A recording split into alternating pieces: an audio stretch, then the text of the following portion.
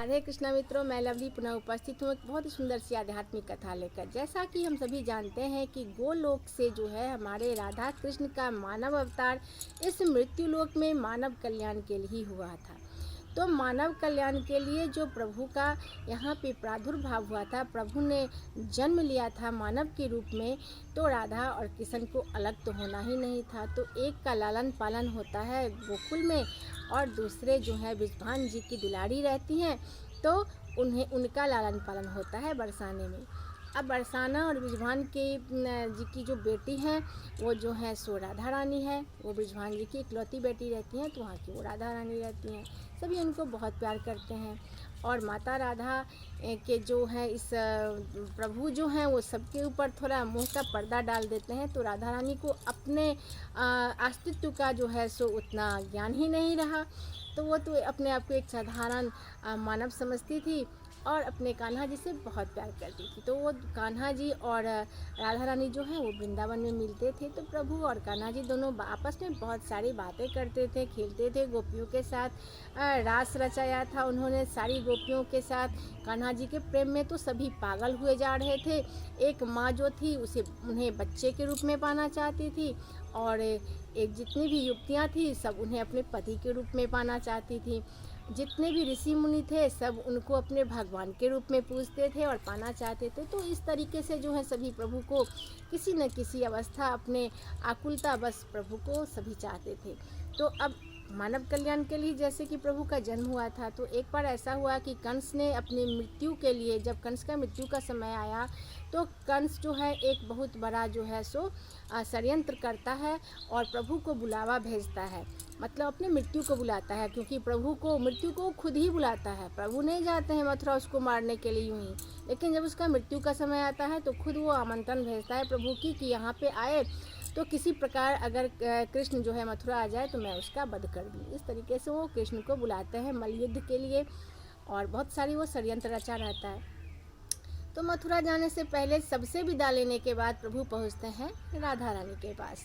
तो राधा रानी से कहते हैं कि राधे, मुझे तुम्हें तो पता है कि हमारा जन्म क्यों हुआ है, इस पृथ्वी पर मृत्युलोक पर क्यों आए हैं हम लोग, तो मैं तुम्हें दुख नहीं पहुंचाना चाहता और हम कौन हैं और यहाँ पर क्यों आए हैं, सारी बातें प्रभु माता को याद दिलाते हैं।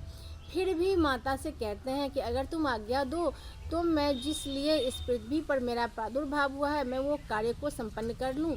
कंस का वध करना है, उसके बाद जितने भी मानव जाति हैं, ऋषि मुनि हैं, सबके कल्याण करने हैं और सभी तारनहार को जो बुला रहे हैं तो सभी को दर्शन देने हैं। मेरे बहुत सारे अभी काम है, तो मुझे मथुरा जाना है, तुमसे मैं आज्ञा लेने आया हूँ, ऐसा प्रभु कहते हैं राधा रानी से। तो राधा रानी जो है वो क्षण भर के लिए भी प्रभु से अलग नहीं होना चाहती। वो कहती हैं कि नहीं, ये आज्ञा मैं आपको नहीं दे सकती। तो बोलते हैं कि वो बहुत सारा समझाते हैं माता को कि देखिए आप मुझसे अलग कहाँ हो, आप मैं हूँ और मैं आप हूँ। बहुत तरीके से माता को समझाते हैं कि आपका प्यार ही जो है, आपका जो स्नेह है वही जगत आधार है, आपने ही इस सृष्टि को रचा है। आप कौन हैं, आप अपना अस्तित्व को जानिए, जानने की कोशिश कीजिए, हम यहाँ पर क्यों आए हैं। बहुत सारी बातें प्रभु माता को सुनाते हैं राधे रानी को। फिर भी राधे कहती हैं कि नहीं, मैं आपसे अलग नहीं हो सकती, तो या तो आप मुझे ले चलिए अपने साथ, नहीं तो आप नहीं जाइए। तो प्रभु कहते हैं कि समझाते हैं प्रभु कि आप तो मेरी अर्धांगिनी हैं, आप मेरे अर्धांग हैं, आपसे तो यहाँ पर प्रेम लीला हो रही है, लेकिन परंतु गोलोक में आप मेरी क्या हैं। आप अपना पूरा दृष्टांत प्रभु करा देते हैं कि आप महालक्ष्मी स्वरूपा हैं, आप मेरी अर्धांगिनी हैं, आप मेरी पत्नी हैं। तो माता जो है फिर भी जो है सो उनसे अलग होने की वो चेष्टा ही नहीं करती। तो कहती हैं कि अगर राधे तुम्हें, और वो रोने लगती हैं, तो उनकी आंसू देखकर प्रभु कहते हैं राधे, अगर ये आंसू निकलेंगे तो मैं नहीं जा पाऊँगा, तो तुम जो हो सो तुम अगर कहो तो मैं जाऊँ, वरना अगर तुम रोक दो मैं नहीं जाऊँगा। तो माता कहती हैं कि अगर मैं ना कहूँ तो आप नहीं जाएंगे, आप मेरी बात मानेंगे।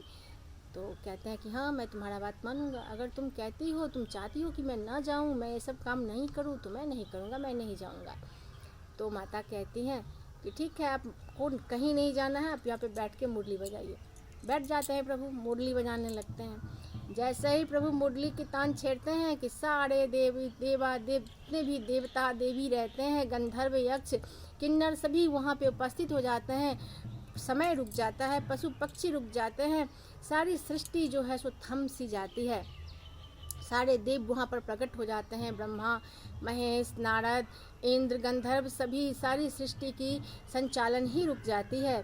तो सब पहुँच जाते हैं और माता राधे से वो विनती आराधना करने लगते हैं कि हे मैया, ये आपने क्या किया, मैया हमारी रक्षा करो, हम आपकी संतान हैं। यदि प्रभु नहीं जाते हैं, मथुरा कंस का वध नहीं करते हैं, तो सारे सृष्टि का विनाश हो जाएगा माता, सारी सृष्टि थम जाएगी। प्रभु का जन्म ही इसीलिए हुआ है और आप भी जानती हैं, आपको सब पता है, फिर भी आप जो है सो सिर्फ इस सांसारिक मोह बस आप प्रभु को रोक रहे हैं।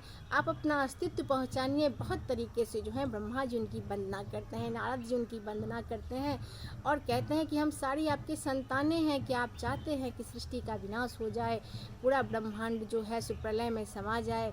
इस तरीके से जब उनकी वंदना करते हैं तो माता राधा जो है सो पुनः रोने लगती है और कहती हैं कि अपनी संतान पे दया करो माता, दया करो माता। सभी उनकी आराधना करने लगते हैं। तब जो है हमारी राधा रानी कहती हैं प्रभु से कि आपने सबको बुला लिया ना, मैंने कहा था ना मेरे रुके आप नहीं रुकेंगे। तो कहते हैं प्रभु कि नहीं, अभी भी सबके आने के बाद भी यदि तुम नहीं कहोगी, तुम्हारी आज्ञा अगर नहीं होगी, मुझे यहाँ से जाने की आज्ञा तुम नहीं दोगी, तुम मुझे विदा नहीं करोगी, तब तक मैं नहीं जाऊँगा। तब जो है सो सारे देवता एकदम प्रणाम करके खड़े रहते हैं। सृष्टि को बचाओ माता, तारनहार आए हैं, तारनहार को अपना काम करने दो माता, इस सृष्टि की रक्षा करो। बहुत दुराचारी है कंस है, उसके जैसे बहुत दुराचारी आत्मा है जो सारी सृष्टि को विनाश करने पे लगे हैं, पाप का घर बना रहे हैं पृथ्वी को। माता बचाओ, पृथ्वी बोझ नहीं सहन कर पा रही है, मैया हमारी रक्षा करो। तब जाके जो है सो राधा रानी जो है प्रभु को आज्ञा देते हैं कि हे प्राणेश्वर, आप जाइए और समस्त सृष्टि की रक्षा कीजिए, कंस का वध कीजिए और मेरी सारे संतान को मेरी तरफ से मेरा आशीर्वाद दीजिए। आप जो हैं सभी को कंस के अत्याचार से मुक्त कीजिए, सभी की रक्षा कीजिए और मेरे संतान को बचाइए प्रभु। मेरे जो जितने भी संतान हैं, जितने भी कष्ट में मेरे संतान हैं, इस पृथ्वी को बचाइए। मैं आपको विदा करती हूँ, मैं आपको आज्ञा देती हूँ कि आप जाइए। तब जाके जो है हमारे किशन कन्हैया उठते हैं, माता राधा की जो है वंदना करते हैं, राधा की शुक्रिया अदा करते हैं, कहते हैं हे राधे, तुम जो हो तो तुम ही जननी हो इस सृष्टि की, और मैं जानता था कि तुमसे अपने संतान की दुखी अवस्था नहीं देखी जाएगी और इसीलिए मैं तुम्हारे इजाज़त के बिना नहीं जा सकता। सारा संसार ही तुम्हारी पुत्र है, पुत्री है, संतान है, तो तुम जो हो आज्ञा दोगी अब तो मैं अब जाऊंगा। तब माता जो है उन्हें आज्ञा देती हैं, तब प्रभु जो है सो मथुरा जाते हैं, तब कंस का वध होता है। तो दोस्तों, मेरे ये कथा आप लोगों को कैसा लगा कमेंट जरूर कीजिएगा और मेरे चैनल को सब्सक्राइब कीजिएगा, वीडियो को लाइक शेयर जरूर कीजिएगा।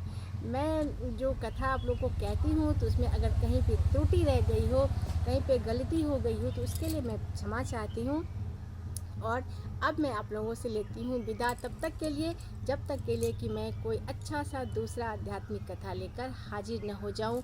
तो कहिए जय श्री राधे कृष्णा, जय श्री सनातन धर्म, जय श्री कृष्णा।